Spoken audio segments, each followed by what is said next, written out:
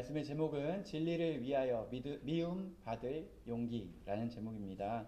이것은 원래 미움 받을 용기라는 책에서 제목을 따온 건데요. 혹시 이 책을 아시는 분 계신가요?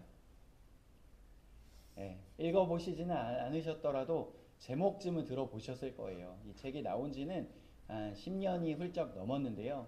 이 10년 전에 이 책이 나왔을 때 우리나라에서 200만 권, 그리고 전 세계적으로 1000만 권이 넘게 팔린 아주 초대형 베스트셀러입니다.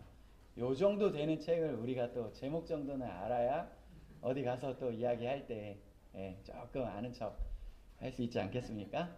제가 좀 더 아는 척 하실 수 있도록 내용을 조금 이야기를 해드릴게요. 이것은 미움받을 용기라는 책은 원래 이제 우리가 심리학자 하면 프로이트 뭐 이런 사람 이름 정도 들어봤잖아요. 아들러라는 심리학자가 있는데요. 이 아들러라는 심리학자의 그 이론을 연구한 일본의 학자가 이제 그것을 아주 어떤 청년과 지혜로운 사람이 대화하는 이 내용으로 대화체로 해서 아주 쉽게 설명해 놓은 이제 일본 사람, 일본 학자 아들러의 심리학을 전공한 일본 심리학자가 쓴 책을 이제 번역한 책이죠. 그래서 이제 미움받을 용기라는 책이에요. 우리가 근데 제목에서 이 내용을 좀 유추해 볼 수 있는데요. 우리가 이 세상을 살아가다 보면 어떤 나의 기준보다는 다른 사람들의 기준에 맞춰서 살아가다가 나 자신의 기준조차 잃게 되는 일이 있다는 것이죠. 그래서 우리가 다른 사람의 기준에 맞추기 위하여 이런 삶을 사는 사람이 있다고 한번 생각해 보십시오.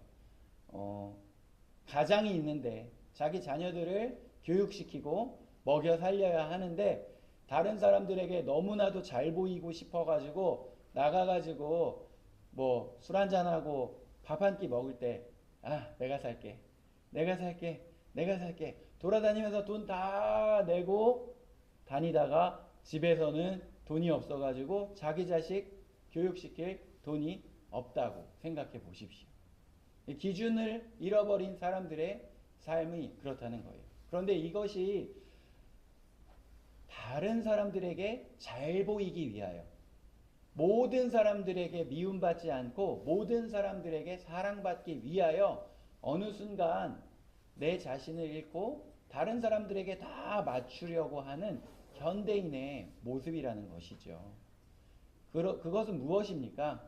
그래서 설령 내가 나의 이 기준을 잡고 딱 살아갈 때에 다른 사람들이 설령 나를 미워할지라도 나는 그 기준을, 그 중심을 잡고 가겠다.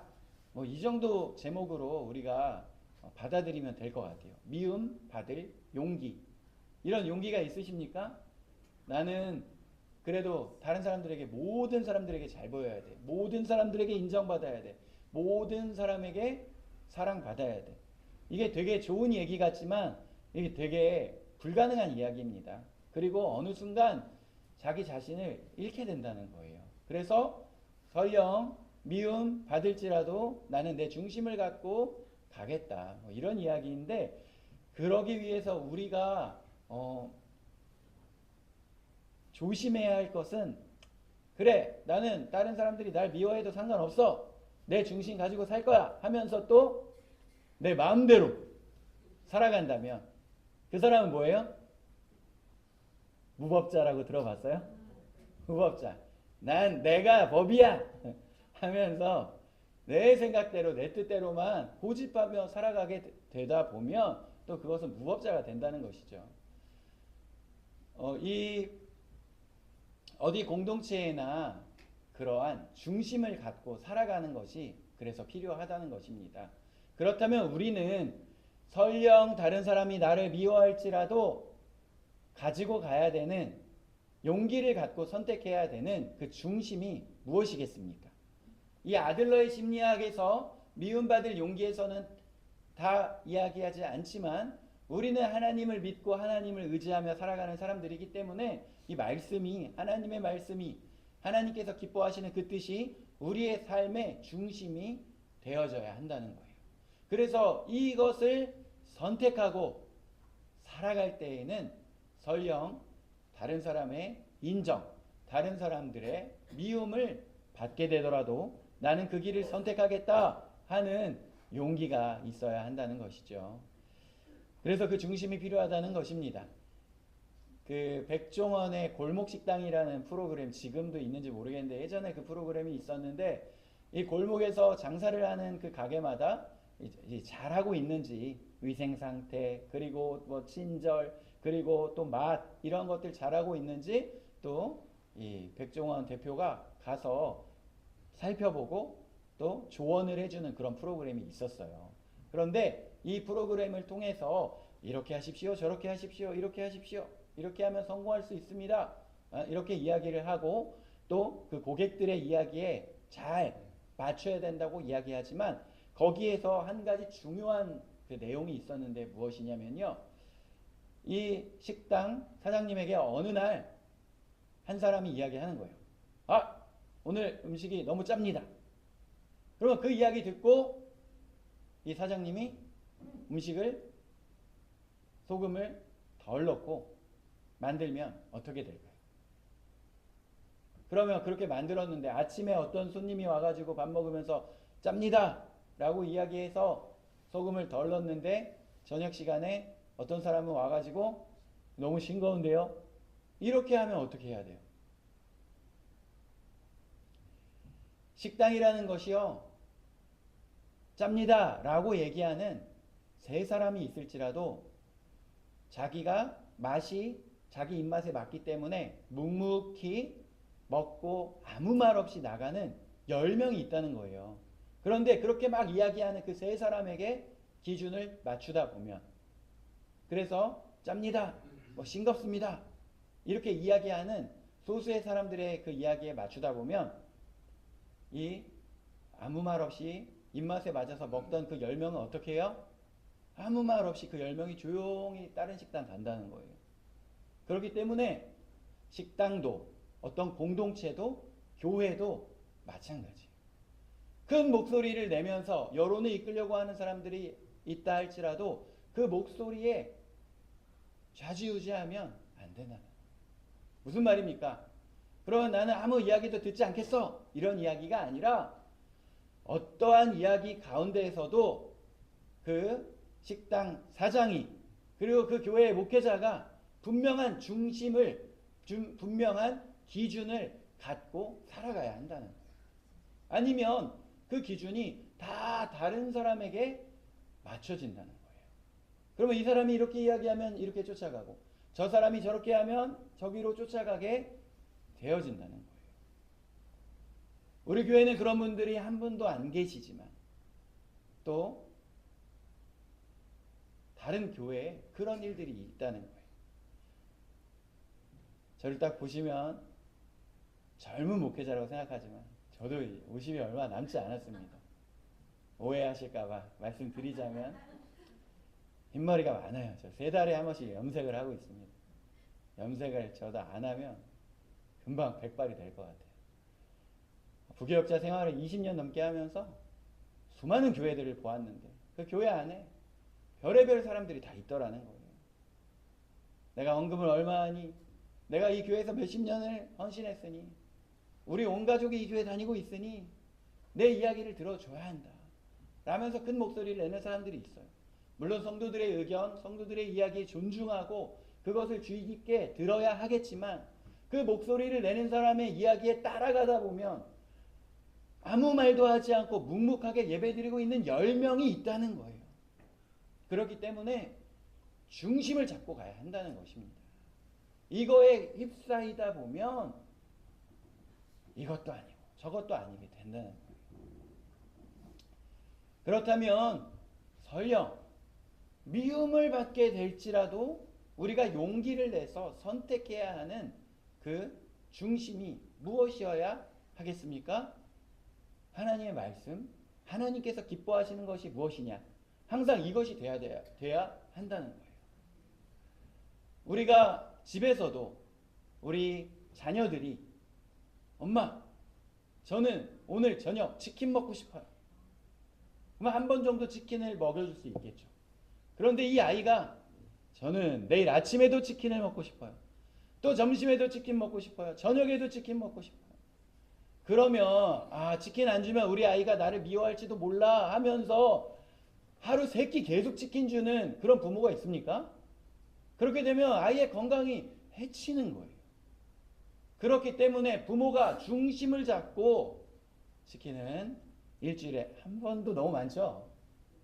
일주일에 한 번도 너무 많아요. 치킨은 한 달에 한 번 먹어도 너무 많아요. 치킨은 더 가끔 먹어야 맛있는 거죠. 그래서 부모님이 어떻게 합니까? 최고의 그 식단으로 아이가 건강할 수 있는 그 기준을 가지고 정해서 나가는 거 아니겠습니까? 치킨으로 하루 3끼를 주지 않으면 우리 아이가 나를 미워할 거야. 이거에 두려워해가지고 하루 3끼 치킨 주는 부모가 어디 있겠습니까? 우리는 하나님께서 기뻐하시는 것이 때로는 누군가 불편해 할지라도 하나님이 기뻐하시는 삶, 하나님의 말씀을 기준으로 그것을 선택해야 한다는 거예요. 때로는 그것이 불편하게 만들고 때로는 그것이 미움을 받게 할지라도 용기를 내서 그 길을 선택해야 한다는 것입니다. 진리를 위하여 미움 받을 용기. 오늘 그 길을 선택한 사람 바로 요나단의 이야기입니다.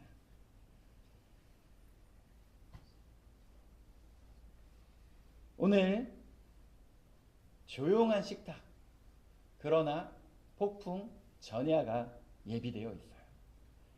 왕궁의 식탁 장면입니다. 겉으로 보면 평범한 자리였고요. 월삭이라고 하는 초하루, 이 월초에 왕족들 모아서 이 음식을 제공하고 같이 식탁에서 식사를 하면서 이렇게 아주 관계를 가까운 관계로 이렇게 만드는 그러한 식탁의 자리를 왕이 베푸는 그런 자리였어요. 그러니까 다윗은 왕의 사위였기 때문에 당연히 그 식탁에 초대받을 수 있는 사람이었겠죠. 그런데 사울 왕이 아끼는 신하들 그리고 왕자들, 왕족들이 이렇게 모여가지고 식사를 하는데 그 자리에 딱 한 사람 다윗만 오지 않았던 것입니다. 사울은요, 그런데 그 분위기를 눈치채고 있었어요.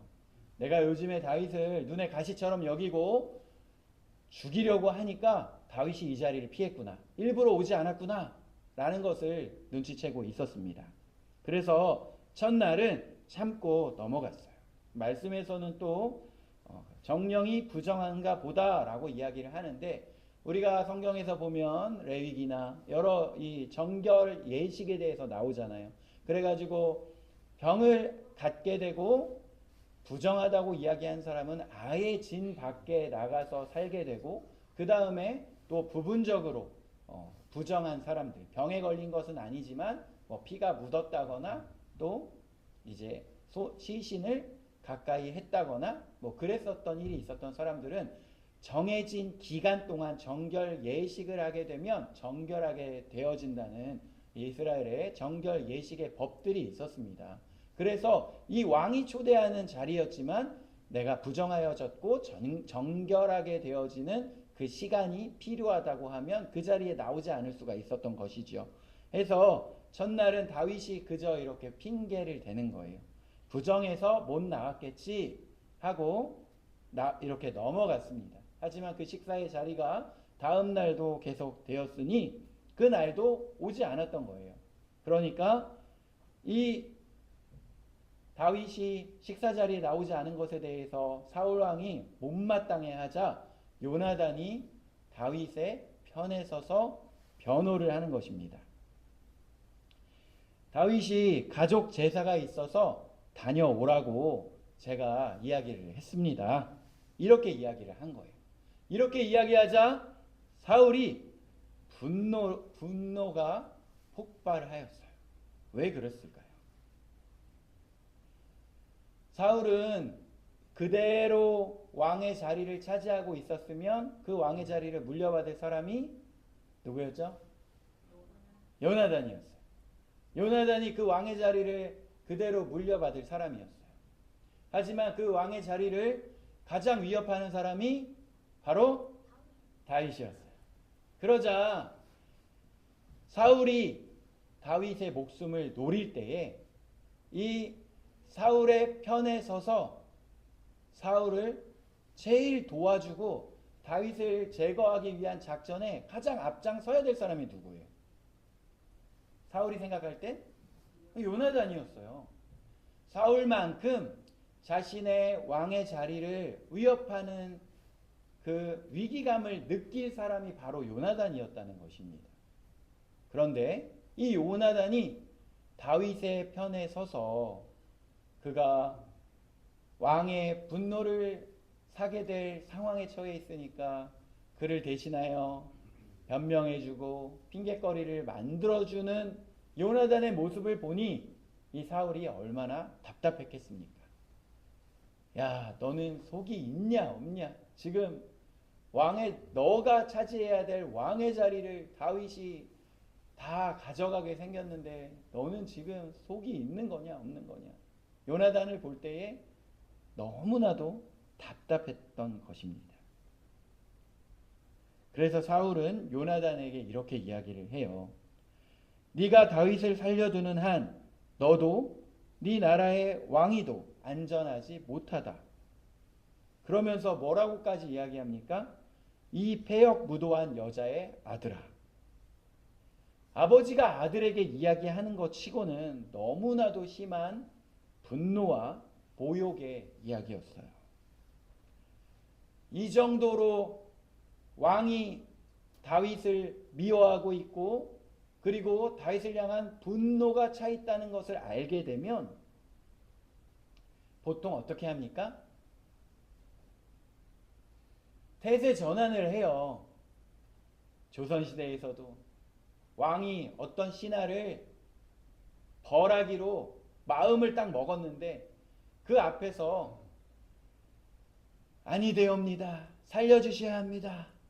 이렇게 이야기할 수 있죠. 처음에 한두 번 얘기하는데 왕의 심기를 잘 살펴야 됩니다. 왕이 그럼에도 불구하고 나는 저 사람을 벌을 주겠다 확고한 마음이 있는데 계속해서 아니 되옵니다. 아니 되옵니다 하다 보면 어떻게 돼요? 같이 곤장 맞는 거예요. 같이 귀양 가는 거예요.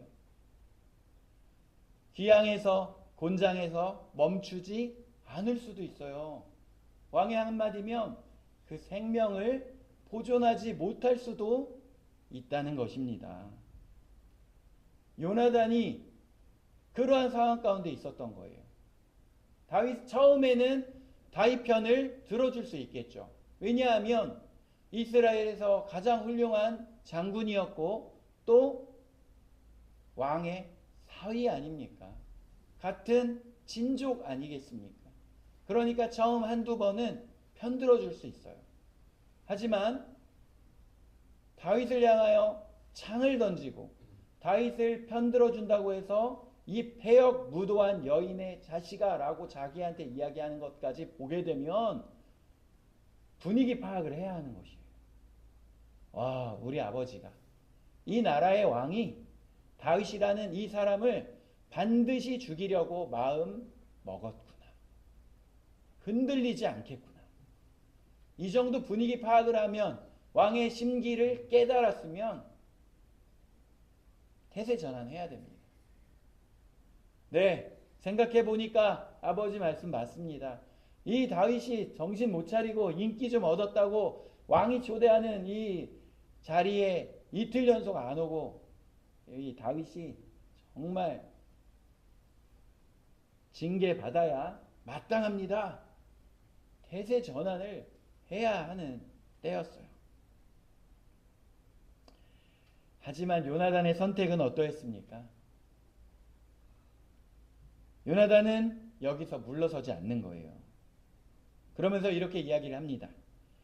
그가 죽을 이유가 무엇입니까?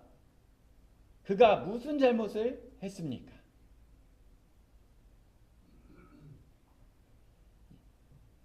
이 말은 요나단이 다윗을 위하여 단순히 변명해 주는 이야기가 아니라는 것입니다. 무엇입니까? 왕의 명령에도 두려워하지 않는 진실을 향한 질문이었던 거예요. 진리를 지키려는 용기였던 것입니다. 그리고 그 순간 엄청난 사건이 벌어집니다. 무엇입니까? 사울이 창을 들어서 요나단에게 그 창을 던졌던 것입니다. 우리가 성경을 읽어서 이 사울이 2번이나 다윗을 향하여 창을 던졌다는 사실은 모두 다 잘 알고 계실 거예요. 그런데 오늘 보니까 다윗 편을 들어주던 요나단에게도 창을 던졌다는 거예요. 그때 요나단은 더욱더 깊이 깨달을 수 있었습니다. 아, 아버지는 정말 다윗을 죽이려고 하는구나.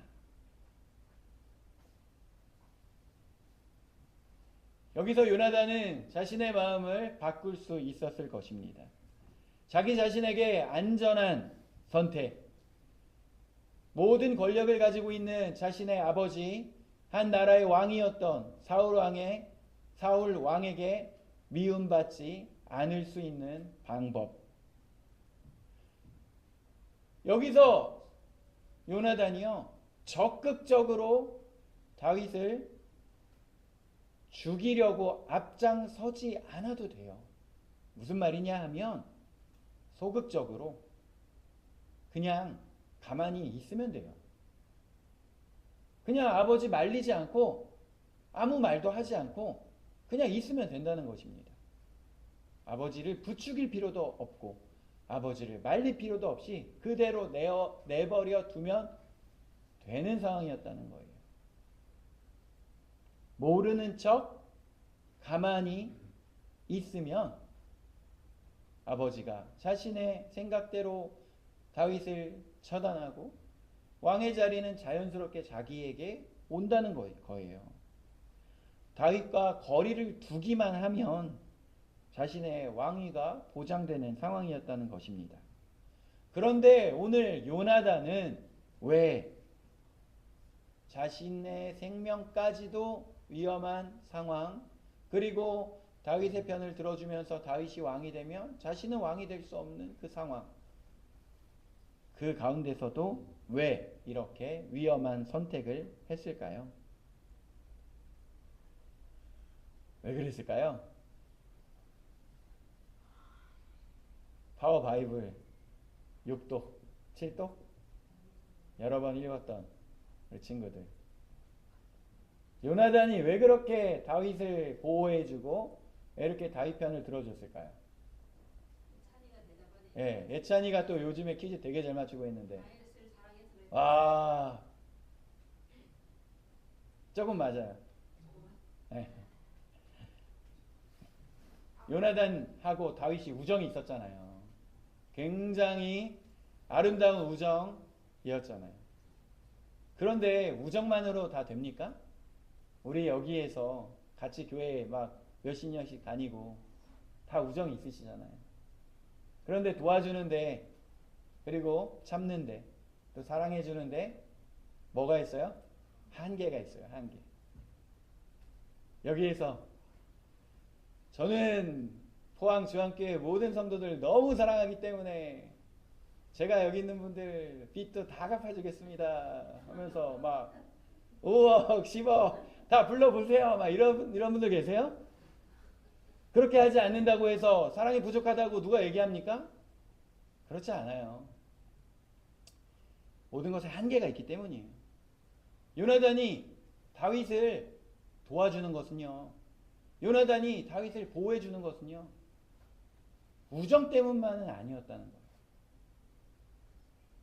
우정이 아무리 깊은들 자기 자신의 생명이 지금 위험한데, 그리고 자기 육신의 아버지와의 관계가 위태로운데, 그리고 자기 아버지는 모든 권력을 가지고 있는 왕인데, 우정 하나로 그것들을 다 넘어서고 다윗을 보호해 주겠습니까?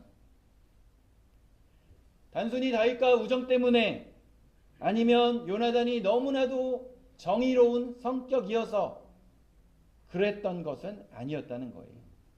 무엇이냐? 요나단은요, 지금 그의 기준이 하나님의 말씀에 향하여 있었기 때문입니다. 요나단은 지금 하나님의 뜻이 어디에 있는지를 분명히 알고 있었어요. 그래서 그는 하나님 아버지의 말씀 지키기 위하여, 하나님께서 기뻐하시는 그 뜻대로 나아가기 위하여 육신의 아버지였고 또 왕이었던 사울의 명을 어기는데 두려워하지 않고 나아갔던 것입니다. 사울의 분노가 아니라 하나님의 계획이 다윗에게 있다는 것을 요나단은 분명히 알고 있었던 거예요.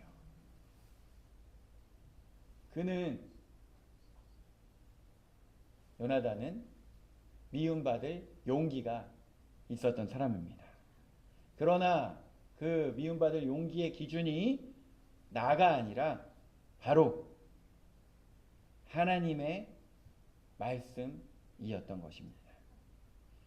요나단은 참으로 하나님의 뜻에 붙들린 사람이었어요. 그는 내가 하고 싶은 말, 내 뜻, 나의 생각, 이것이 기준이 되었던 것이 아니라 하나님 앞에서 옳은 것이 무엇이냐, 이것이 그의 기준이 되었던 것입니다. 그래서 오늘 설교 제목이 진리를 위하여 미움받을 용기인 것입니다. 성경이 이야기하는 용기는 자기 주장이 아니라, 자기 표현이 아니라 진리를 위해서는 내가 그 손해까지도 감당하겠다는 용기라는 거예요.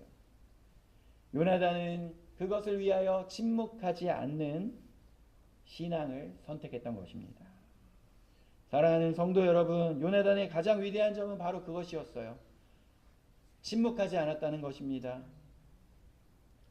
우리가 이 시대를 살아가며 틀린 줄 알면서도 말하지 않고 불의한 상황을 보면서도 조용히 넘어가는 그러한 시대입니다. 괜히 나섰다가 내가 피해본다, 독박 쓴다 하면서 스스로 합리화하는 시대이죠. 하지만 요나단은 달랐던 것입니다. 이 말을 하면 아버지와의 관계가 깨질 수도 있고, 이 말을 하면 왕위를 물려받지 못할 수도 있고, 이 말을 하면 다윗을 향했던 창이 나에게 향하며 그 공격을 받게 되는 이러한 상황 가운데서도 그가 죽을 이유가 무엇입니까? 라고 이야기하며 요나단은 진리에 반응했던 사람이었어요. 오늘 말씀의 마지막 부분에 보면 요나단은 이 식탁에서 일어나서 나가버려요. 이 장면이 참 중요합니다. 요나단은요, 기분이 나빠서 분노해서 이 식탁에서 일어나서 그냥 나갔던 게 아니었어요. 무엇입니까? 더 이상 진리가 없는 자리에 머물 수 없다라고 하며 그 자리를 떠났던 것입니다. 우리에게도 이런 순간이 필요하다는 거예요. 더 이상 하나님의 뜻이 무시되는 자리, 이곳에서 그저 침묵만 하고 있어도 그 자리에 있는 것만으로 죄가 되는 그 순간, 진리를 포기해야만 유지되는 관계들, 이 모든 것을 분연히 박차고 떠나버린 것이 요나단의 선택이었던 것입니다. 그렇다면 나는 진리를 선택하기 위하여 무엇까지 내려놓을 수 있는가? 어디까지 미움받을 수 있는가? 선택하고 결정해야 한다는 것입니다. 세상 사람의 눈으로 보면 요나단만큼 바보가 없고요, 요나단은 확실한 실패자예요. 하지만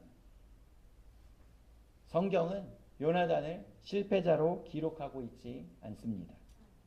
그는 권력을 얻지 못하였지만 신실함을 지켰고 왕자를 잃었지만 진리를 버리지 않았습니다. 하나님께서는 그러한 요나단을 지금도 우리 앞에 세워서 보여주시며 우리에게 동일한 질문을 하고 계시다는 거예요. 너는 무엇을 위해 미움받을 수 있느냐? 너는 하나님의 말씀을 위해, 너는 하나님의 진리를 위해 미움받을 수 있느냐? 사랑하는 성도 여러분, 우리는 지금 너무나도 자유롭고 아름다운 대한민국에 살아가고 있습니다. 우리가 하나님 말씀에 순종한다고 해서 누가 우리에게 창 던지지 않는다는 거예요. 생명의 위협을 받지 않습니다. 하지만 불편한 시선, 관계의 거리 또는 금전적 손해 또는 오해 이런 것들을 받을 수 있어요. 그것들이 우리를 두렵게 합니다. 하지만 사람의 편안함보다 하나님의 뜻을 택할 수 있느냐? 요나단처럼 라고 물어보시는 것입니다. 신앙이라는 것은 진리를 위해 미움도 받을 수 있는 용기를 배우는 길입니다. 오늘도 우리는 요나단처럼 완벽하지 않아도 때로는 두려운 마음이 있을지라도 침묵하지 않는 믿음, 진리를 외면하지 않는 선택, 그 길을 말씀 의지하여 묵묵히 걸어가는 서울 포항 주안교회 모든 성도들의 삶이 되기를 주님의 이름으로 축원합니다. 기도하겠습니다. 하나님 아버지 감사합니다. 우리가 이 세상의 학문에서도 미움받을 용기를 가지고 살아가야 한다고 이야기하는데 하나님의 말씀, 진리를 지키기 위하여 미움받을 용기가 우리 가운데 있었는지 되돌아봅니다. 우리의 마음을 살피고 요나단을 본받아 하나님의 뜻대로 순종하며 살아가는 우리들의 삶이 되도록 인도하여 주옵소서. 감사합니다. 예수 그리스도의 이름으로 기도 올려드립니다. 아멘.